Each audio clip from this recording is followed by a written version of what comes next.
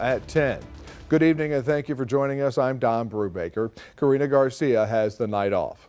New at 10, Victoria Police report they are on the scene at a shooting in the 1700 block of East Guadalupe Street. A 26-year-old man with a gunshot wound has been taken to the hospital with non-life-threatening injuries. VPD reports this is an isolated incident and there is no reason to believe the public is in any danger. More coming on our website, crossroadstoday.com. DPS and the Texas Rangers are investigating a possible capital murder in Jackson County. A 16-year-old Edna High School cheerleader was found dead in her home Wednesday.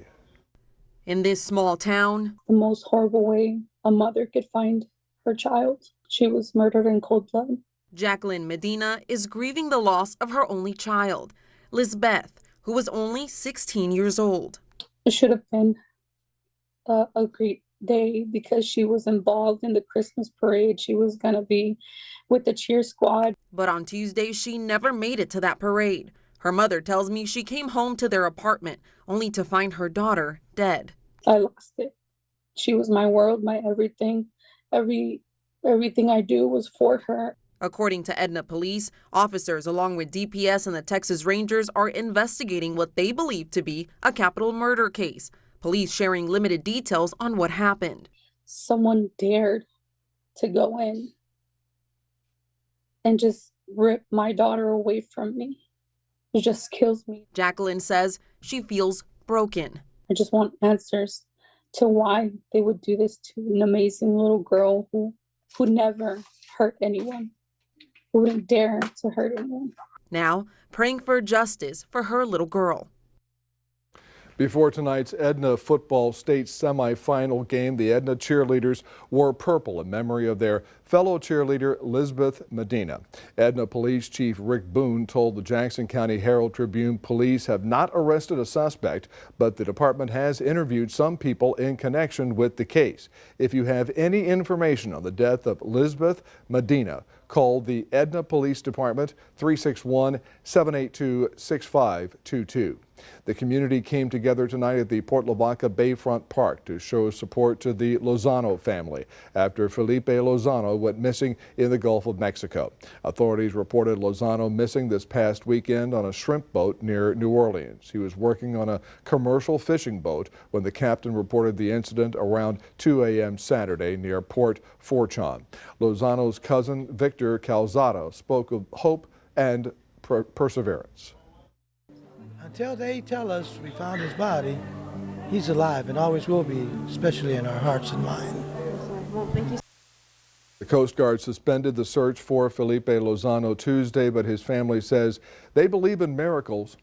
A pretrial hearing for murder defendant Fernando Acosta Jr. was reset for January 16th at 9 a.m. in Bay City. A new trial date of February 26th at 9 a.m. was also set for Acosta. He's indicted in the death of Amanda Johnson. She was found dead in a burned-out 2018 Ford Explorer around 2:30 a.m. April 18th, 2021 in Matagorda County. The SUV was found near County Road 454. Johnson was 38 years old and a single mother of 2 children. An El Campo police detective has been arrested for aggravated sexual assault by the Manville Police Department with assistance from the Texas Rangers. The El Campo Leader News reports no information is available on the allegations against Sergeant Freddie Douglas at this point. Douglas was arrested at El Campo PD headquarters today and transported to the Brazoria County Jail.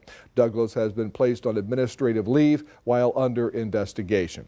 The second person to apply to run for mayor of Victoria is Carissa Winters. She listed her occupation as community leader, and she also is a business owner. She told us the biggest problem the city of Victoria faces right now. The biggest problem is a lot of the red tape that community members are facing, especially small business owners, and also tax increases. You know, we're in a silent recession. So many of our community members are struggling. I think we come up with solutions instead of roadblocks. Let's ask the community members how we can better serve them, how we can help them, and let's figure out a solution so that we can all thrive. The election is set for February 3rd, 2024. Here's a look at some of the other candidates running for mayor of Victoria: Dwayne Crocker, Josephine Solis, Peter Brown, Robert Constantine, and Jacob Sauceda. You can learn more about these candidates at our website, crossroadstoday.com. And let's take a first look at your forecast with First Warn Storm Team Chief Meteorologist Mac Perez. Mac, are we going to continue to be in the 70s for how much longer this week? You got one more day, Don, just one more day. Is actually 1.5 days. I'll explain that a little bit later on. But Future Tracker will take you all the way to Saturday at 3 o'clock in the afternoon. And what do you see there? A line of showers rolling down through the crossroads and much colder weather on the other side of that. We'll be talking about that coming up in just a moment, so don't go too far away. Mac, thank you. Hunter Biden hasn't been indicted on 9 tax charges in California as a special counsel investigation into the business dealings of the president's son intensifies. The new charges Thursday come in addition to federal firearms charges in Delaware, alleging Hunter Biden broke a law against drug users having guns in 2018. Defense attorneys have signaled they plan to fight any new charges. State attorneys in Florida have announced charges against a Miami man and woman who led a young woman from Oklahoma to Florida. Here's more on the investigation. Allowed us to rescue a 21-year-old mother who was lied to and lured to Miami from Oklahoma under false pretenses. Miami-Dade State Attorney Catherine Fernandez-Rundle says Fallon Elizabeth Dunkelberger. She was the one doing the contacting. She was the one doing the luring. She was the one making the promises of glamour and luxury. They no talk of prostitution, took her shopping, took her to the hotel, placed the ads. So clearly she is very complicit in this case. A woman who convinced a young mom who was struggling financially after leaving an abusive relationship to ditch her small town in Oklahoma for what she promised was a better future in Miami. The pair met online. The victim arrived in Miami a few days later and was taken to a luxurious apartment. The next day, Dunkelberger took the victim on a shopping spree. Dunkelberger first mentioned to the victim that she sometimes had to have sex with these men for money. Dunkelberger had arranged a threesome for $1,400 with the client. But in reality, unbeknownst to her, she made the arrangement with our undercover task force member. Undercover operatives busted Dunkelberger at a South Miami hotel after taking money for a prostitution booking she arranged for the victim.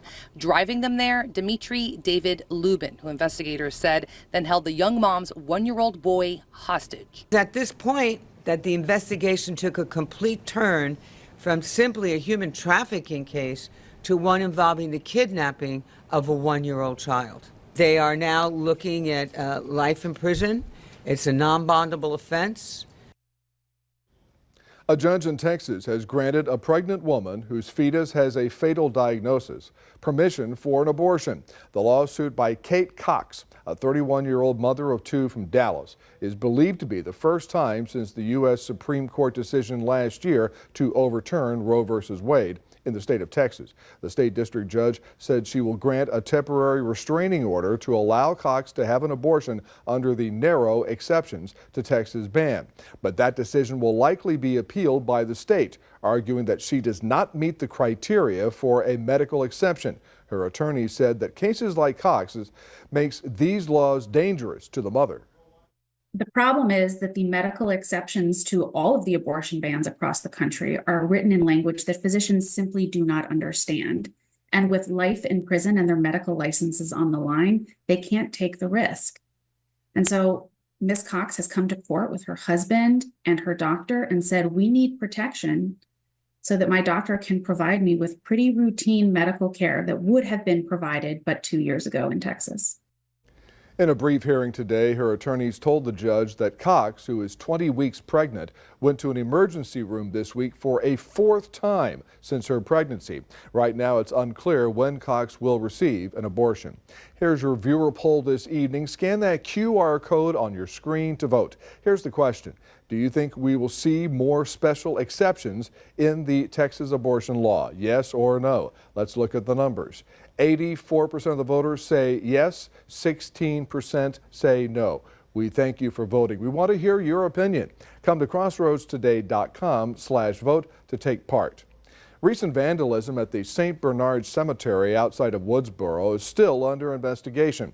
Refugio County Sheriff Raul Pinky Gonzalez told the Refugio County Press the Woodsboro Police Department first received a report of the vandalized headstones earlier this month. Inset photos of the deceased were scraped off all 3 of the headstones. Authorities say the vandalism could have occurred as long as a month ago. The only vandalism was the missing photos. Remember to subscribe to our YouTube channel, Crossroads Today. Hit the like button and click the notification bell so when you're on YouTube you can see Crossroads Today. And stay with us. Coming up on 25 News Now at 10. Authorities in California are looking for a man involved in a random attack of another man pushing a stroller. Also ahead, more deaths are tied to a recent salmonella outbreak in cantaloupes, including in the U.S. and Canada.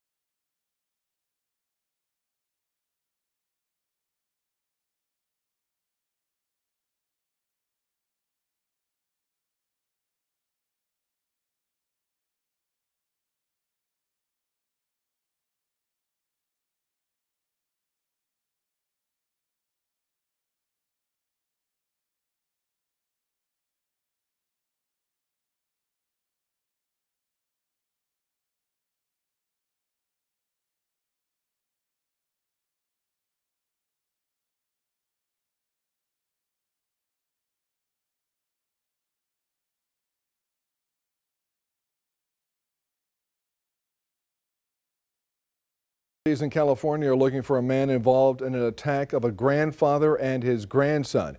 The incident was caught on camera. The man can be seen approaching a grandfather walking with his grandson in a stroller before punching him. It's unclear whether the grandfather and baby were hurt. LA County sheriffs have identified the man as 29-year-old Angel Sanchez Jr. It's not yet clear what led up to the attack or what may have motivated the suspect. A third death has been reported in the U.S. in an outbreak of salmonella tied to whole and pre-cut cantaloupe products. The FDA reported 230 cases of illness in 38 states, including 3 U.S. deaths. Canada also has confirmed 129 salmonella cases, including 5 deaths. The outbreak is tied to cantaloupes grown in Mexico and sold under the Rudy and Malachita brands. To prevent sicknesses, the CDC says it's best not to eat pre-cut cantaloupes if you don't know where they came from. There's growing backlash over comments made by the presidents of Harvard, MIT, and Penn during a grilling on Capitol Hill. On the first night of Hanukkah, they're being criticized for what they said about anti-Semitism on their campuses. As Hanukkah gets underway, the holiday taking on new meaning for many in the Jewish community amid the Israel-Hamas conflict.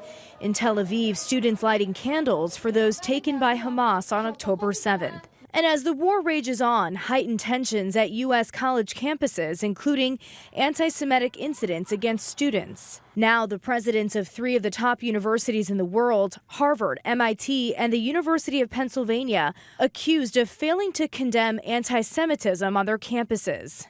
Liz McGill, head of UPenn, facing backlash after a contentious House hearing on Tuesday following this exchange with New York Congresswoman and Harvard alum Elise Stefanik. Ms. McGill, at Penn, does calling for the genocide of Jews violate Penn's rules or code of conduct? Yes or no? If the speech turns into conduct, it can be harassment, yes. I am asking specifically calling for the genocide of Jews. Does that constitute bullying or harassment? If it is directed and severe or pervasive, it is harassment. So the answer is yes. It is a context-dependent decision, Congresswoman. McGill walking back her statements amid growing calls for her resignation. I was not focused on, but I should have been, the irrefutable fact that a call for genocide of Jewish people is a call for some of the most terrible violence human beings can perpetrate. Thursday, UPenn's Board of Trustees holding a hastily scheduled meeting amid the controversy. The presidents of MIT and Harvard also answering questions on comments about genocide. So the answer is yes, that calling for the genocide of Jews violates Harvard Code of Conduct, correct? Again, it depends on the context. The next day, Claudine Gay, president of Harvard, issuing a statement saying that calls for violence or genocide against the Jewish community or any religious or ethnic group are vile. They have no place at Harvard. Following hearing, the House Committee on Education and the Workforce has now announced a formal investigation into the three universities. Rena Roy, ABC News, New York. Each year in the United States, National Pearl Harbor Remembrance Day honors all those who lost their lives when Japan attacked Pearl Harbor on December 7, 1941. Centenarian survivors of the Pearl Harbor attack return to honor those who died 82 years ago. You can read this article on our website, crossroadstoday.com. Good evening, everyone. Right now we're looking at 65 degrees. It's not particularly cold for December. We managed to get up to 76 today. That was nice. Tomorrow we might even see 78. And then on Saturday afternoon, everything sort of changes as the cold air rolls in. We'll be talking more about that coming up in a moment.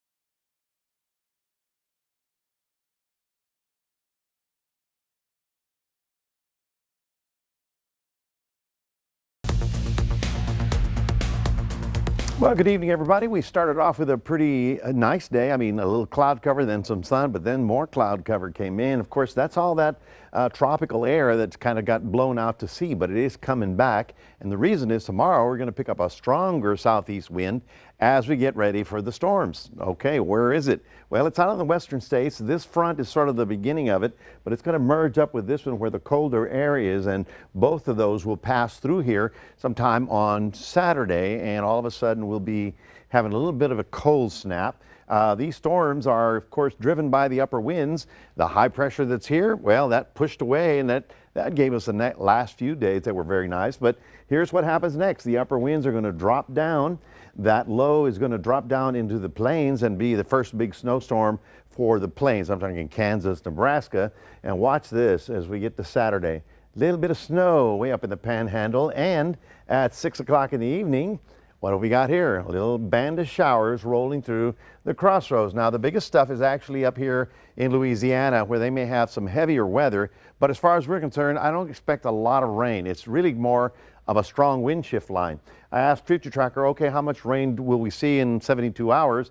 And it came up with the dark green, which is less than ½ an inch. So if we get up to a ½ an inch, that would be good. I think it might even be less than that. So it's not a big rain event. It's just a front coming through and changing the winds around. Now, interesting to note that while we are on the southern end of all that activity, you get to Houston, things get a little bit more serious. In fact, from Houston on into Louisiana, they're expecting possibility of some thunder showers rolling through. That would be on Saturday afternoon. So if you happen to be, going to Houston or Conroe or Lake Charles, so you've got to consider that. But as far as the crossroads is concerned, we'll see clouds coming in and then moving out because it's dry air behind it. Overnight temperatures getting down to about 62 tonight, and then tomorrow we'll get up to a very nice 78 degrees. So yeah, you'll be in t-shirts tomorrow, but Saturday night you might get caught with the need for a jacket, okay, late in the day. For tomorrow, and that's your Friday, we're looking at 67 to 75 in the Port Lavaca area. Cloudy, partly cloudy with a few rays of sun. 64 to 78 tomorrow, Friday, in the Cuero area. And so we'll get one and a half more days of nice weather. Here's what I'm talking about. 78 for Friday. It'll be up to 78 Saturday early because the front doesn't come in until about 4 or 5 o'clock. I mean, it's not coming in on the bus. It's coming in when it comes in, but you'll know when the winds sort of shift around and you see that band of showers roll through the area.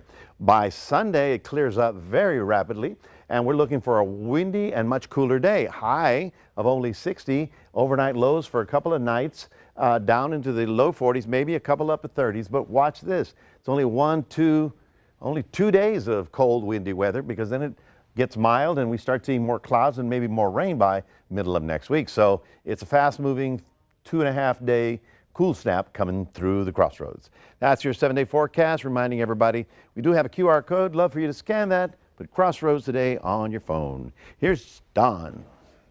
All right, thank you, Mac. And Zach Brown's coming up with your sports. That's after the break.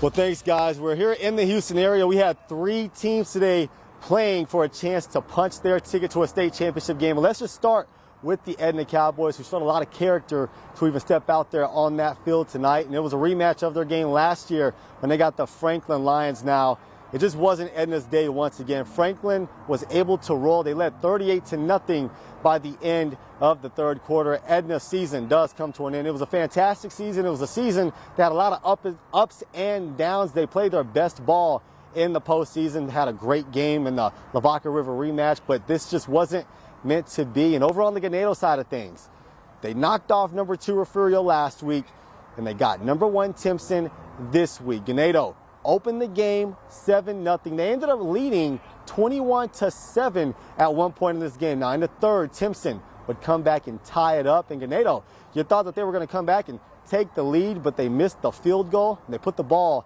in the hands of Terry Bussey, who gives Timpson the lead with only 2 seconds remaining in the third quarter. Ganado was forced to punt, and Terry Bussey did it once again. So the 2 Jackson County teams have been eliminated. Their seasons do come to an end, even though they were fantastic. And then we go to Tidehaven. Tidehaven was in a tough battle with Poth last week, was fortunate to win in overtime, took Dangerfield into overtime this week, and they're going to state. The guys finally did it. We got running back Joseph Dodge right here. Look at, I've never seen one of these before. My teams were always eliminated in the first round. Joseph, this was everything you guys wanted. You guys wanted to finally get past Poth. You did that. You've never been this far. What's that feeling like now? It's a crazy feeling. Like, I can't even express my feelings right now. I'm just forever grateful for everything. This is my first time coming this far, and I don't know how to feel right now. I'm just grateful. Yeah, I mean, absolutely. I mean, emotions got to be high too. I mean, it was crazy after the Poth game when they won in overtime. You win in overtime in the state semifinals. I mean, just talk about the character of this team to be able to pull out these tough, crazy wins like this. Really, we just got to keep pushing. Even though some things may happen not our way, we just got to keep going from there. All right, Joseph, well, congratulations, man. He's finally going to a state championship game. Hey, we've got one more Tidehaven star. Yeah, we're going to pass that trophy on. We got Kevin Rickaway. Kevin, his defense was absolutely fantastic tonight. What made you guys so successful in stopping Dangerfield? We've really always been a second-half team. That was actually the first time they scored on us in the second half all year, but we just keep playing, we trust each other, and just make adjustments throughout the game. It was an absolute dogfight, but now you guys are going to a state championship game at AT&T Stadium. You've never been here before. What are the nerves? You nervous? You excited? How you feeling?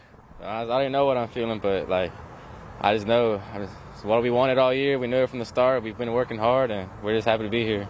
All right, well, the Lone Crossroads team going to AT&T Stadium, the Tidehaven Tigers out of El Maton, Texas. Congrats to all of our teams on a great year. We've still got one more week of football left. Reporting live from the Houston area, Zach Brown, KVUE-TV 25 News Now Sports. Zach, thank you. Hey, just for the record, the final scores in those state semifinals: Franklin beat Edna 52-14, Tidehaven over Dangerfield 20-14, and Timpson beat Ganado 35-21. I got one more final score for you. Former Victoria East star Bailey Zappi throws for 240 yards and 3 touchdowns tonight. The Patriots win in Pittsburgh 21-18. Way to go, Bailey. All right, stay with us. Coming up on 25 News now at 10, we'll take a last look at your weather. Plus, on the International Space Station, astronauts find a tomato that was missing for 8 months. Hey, who ordered the BLT?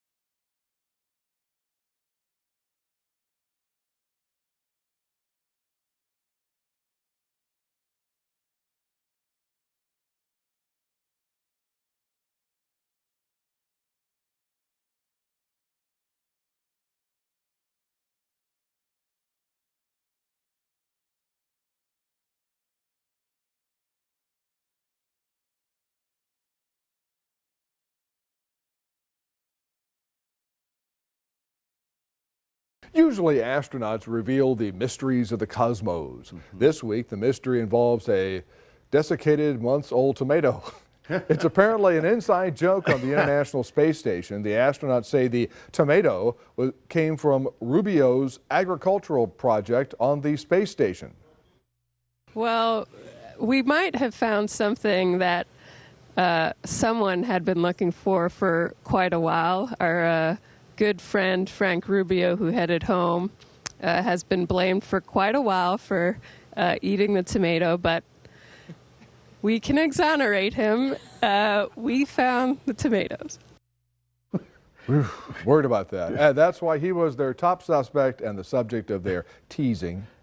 It's beginning to look even more like Christmas at Rockefeller Plaza. Take a look at the 30-rock tree as snow flurries flutter by. That did not stop shoppers as they rushed home with their treasures. Light flurries hit several spots across New York City, but no accumulation is expected. Today marks the last chilly day of the week. Temperatures remain below average in the Big Apple. A warming trend over the weekend will bring showers and heavy rain Sunday. Now, we're not getting the snow. No, Don't get any ideas. No, not quite. But the rain now. Yeah, well, we'll have a little rain, but you got a day and a half of mild weather. So we'll get the shower activity coming through with that frontal passage on Saturday afternoon. I don't expect it to be a big rain, but it will be wet out there. And then it gets cool, windy, cold, and dry. High temperature on Sunday, only 60 degrees. So no Rockefeller Center for us, no snow flurries to worry about. So far, so good. All right, Mac, thank you. And finally tonight, tomorrow is a sweet day. December 8th marks National Brownie Day. You can celebrate the day by going out to a bakery for a brownie or trying out a new recipe at home. Fun fact for you, one legend claims that brownies were invented at the Palmer House Hotel in Chicago in 1893. The first ever Palmer House brownie included walnuts and an apricot glaze. And I'm trying to look for it in there. Yeah. Of course, if it's from 1893, it wouldn't look the same, It'd be solid. but- It'd be frozen solid. But what's your apricot- favorite kind of brownie? The double Dutch, where you go all the way, just the blackout one. But you know what you said, the glaze. What kind of glaze? It was a apricot. Sounds good. Good combination of the chocolate and the apricot. So enjoy.